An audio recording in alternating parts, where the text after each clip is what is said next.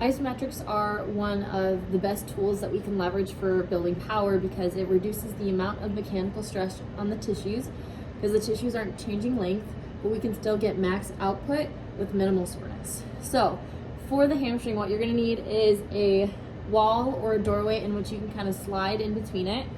We're gonna start at whatever length that you feel a decent stretch with it. Now, you can do foot up or foot down. You're gonna feel more of a stretch with that leg down. It's gonna more closely resemble running demands or lunging demands. So I feel a pretty good stretch right about here.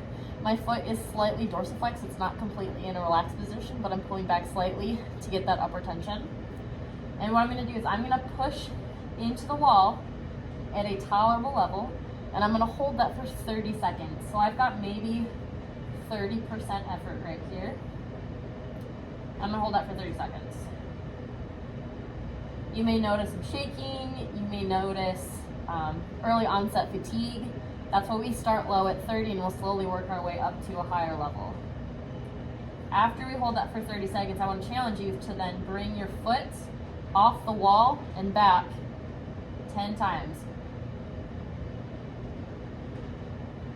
That activation of the quad will help the hamstring relax. After 10, what you can actually do is get a little bit closer. Maybe now you have a little bit more flexibility to work with. And each time we're trying to work closer to that end range hamstring length so we can get used to tolerating that load on a full stretch. This helps build power, this helps build speed, this helps build confidence with people who have had hamstring injuries in the past.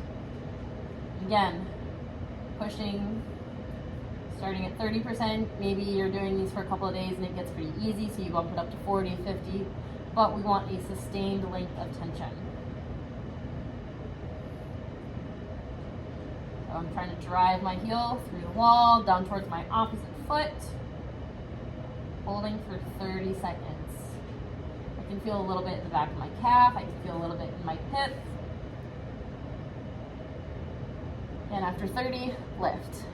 I would repeat this anywhere from 3 to 5 times with 30 seconds. If you really want to work on that quick twitch activation, you can do that upper level 70, 80, 90% effort, but you're only going to hold for a max of 10 seconds. So I'm going to give 80%, and it's almost you're pushing me away from the wall, only for 10 seconds, and then I'm going to relax. I'm not going to do the lifts. I'm just going to chill for about 60 to 90 seconds before I give that push again. Again, we're working on quick recruitment of a lot of fibers at once and then turning them off, similar to how it would be in a running cadence or a really heavy lift day. So you're either gonna do 3 to 5 sets of 30 seconds, kind of at sub threshold, so maybe 70% below, or you're gonna do 3 to 5 sets of 10 seconds in that 70, 80, 90% upper limit. It depends on what your goal is. If you notice you get fatigued early, you're gonna do the longer ones. If you notice you're just trying to recruit muscles quickly and you can't, then you're gonna do the upper level, shorter 10-second ones.